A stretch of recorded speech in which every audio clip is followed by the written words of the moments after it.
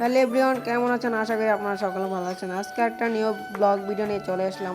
আমরা দেখেছি মাঠের ভিতরে সবাই ফুল ভিডিওটা দেখতে থাকুন। সামনে আছে কাকন ভাই আর পিছনে আছে দুই শাহাদাত ভাই মিলে আমরা চলে যেতেছি মাঠের ভিতরে। কনক ভাই চলে আসলে ল্যান্ডাম একটা গেম নিয়ে। এটা হলো ছোট বাচ্চা, এরা হলো ভবিষ্যতের প্লেয়ার। এখন চলে আসছে নয়ন ভাই। নয়ন ভাই হলো আমাদের দলের সবচেয়ে দুর্বল প্লেয়ার। এখন চলে আসলাম মাঠের কাছে। মাঠের কাছে একটা বাগান আছে, বাগানের ভিতরে একটা পাখি আছে, ওই যে কু কু করে, দেখুন আওয়াজটা খুব সুন্দর।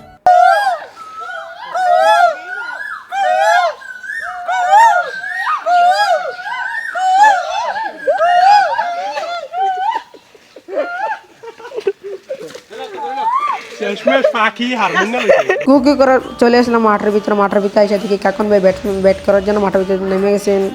এই ম্যাচের ভিতরে কাকন ভাই 4-5টা 4 মাস ছিল, আবার সবাই 4 মাসে সব ভিডিওটা দেখেছেন ফুল পর্যন্ত।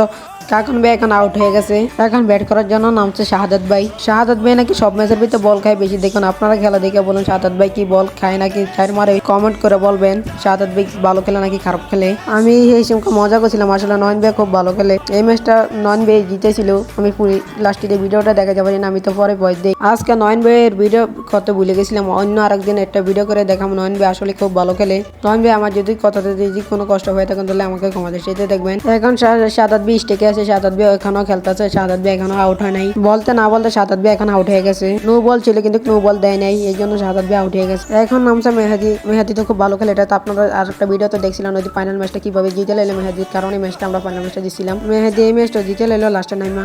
ভিডিওটা ভালো লাগলে বেশি বেশি করে শেয়ার করুন আর সবাই ভালো থাকুন, সুস্থ থাকুন। আল্লাহ হাফেজ।